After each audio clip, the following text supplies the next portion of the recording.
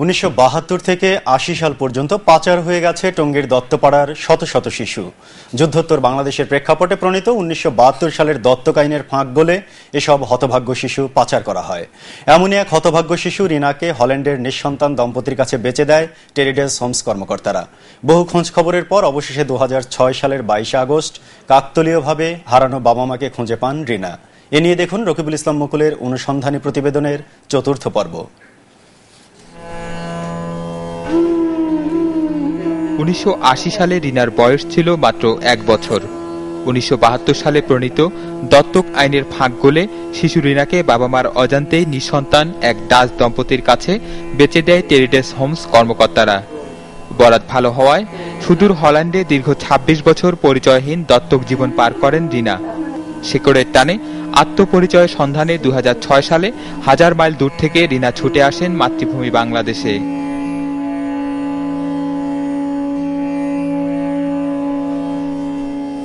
Dutch স্বামী Dennis ক্লাভেরকে নিয়ে হারানো বাবা মার সন্ধানে হন্যে হয়ে অচেনা স্বদেশের এক প্রান্ত থেকে অন্য প্রান্তে ছুটে বেড়ান তিনি।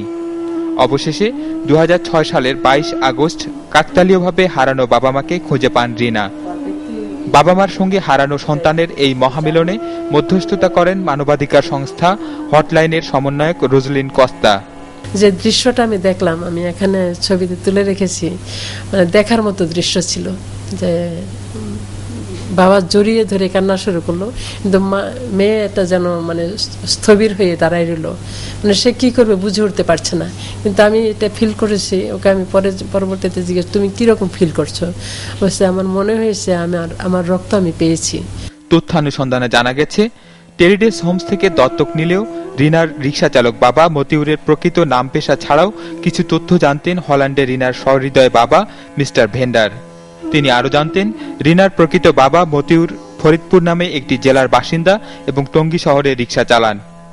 তবে তিনি জানতেন না অভাবের তাড়নায় 1 বছরের শিশু রিনাকে স্বেচ্ছায় দত্তক দেয়নি তার বাবা মা, বরং তাকে গোপনে পাচার করে দিয়েছে টেরিডেস বেবি হোমস। রিনার এ জীবন কথা উপাখ্যান নয়, সত্যি। পাচারকারী চক্রটির খপ্পরে পড়ে রিনার আরো 2 বোন নীলু আর লাইলিকেও হারিয়েছেন মতিউর রহমান। 3 সন্তানকে হারিয়ে বয়স আর রোগের ভারে নুয়ে পড়া মতিউর এখন ঢাকার বারডেম হাসপাতালের ক্লিনার। ভাগ্যগুণে 1 মেয়ের খবর পেলেও বাকি 2 মেয়ের হদিস পাননি তিনি, যেমন পাননি তার মতো দত্তপাড়ার শত শত বাবা মা। বৈশাখীর সঙ্গে আলাপকালে বারডেম হাসপাতালে শয্যাশায়ী মতিউরের কণ্ঠে তাই বুক চেরা হাহাকার। 26টা বছর ওর মামলা করতে করতে আমি শেষ হয়ে গেলাম। তাই আপনারা যদি লেখালেখি করেন তাহলে মনে হয় এই গরিব ক্যাঙ্গালের ছেলে মেয়েগুলি দেখতে পারতো ওরা। এইটা আর মুসলিম আলী খানেরও কইতেছি যে ও মৃত্যুর আগে দিয়ে, ওর মৃত্যুর সময় মৃত্যুর আগে দিয়ে একটা ভালো কাজ করে রাখ দুনিয়ার জন্য। এত কান্না আর ভাগ্য বিড়ম্বনার জন্য সবার মতো সে সময়কার কান্ট্রি ডিরেক্টর মুসলিম আলী খান সহ টেরিডেস হোমসের স্থানীয় কর্মকর্তাদেরই দায়ী করেন মতিউর।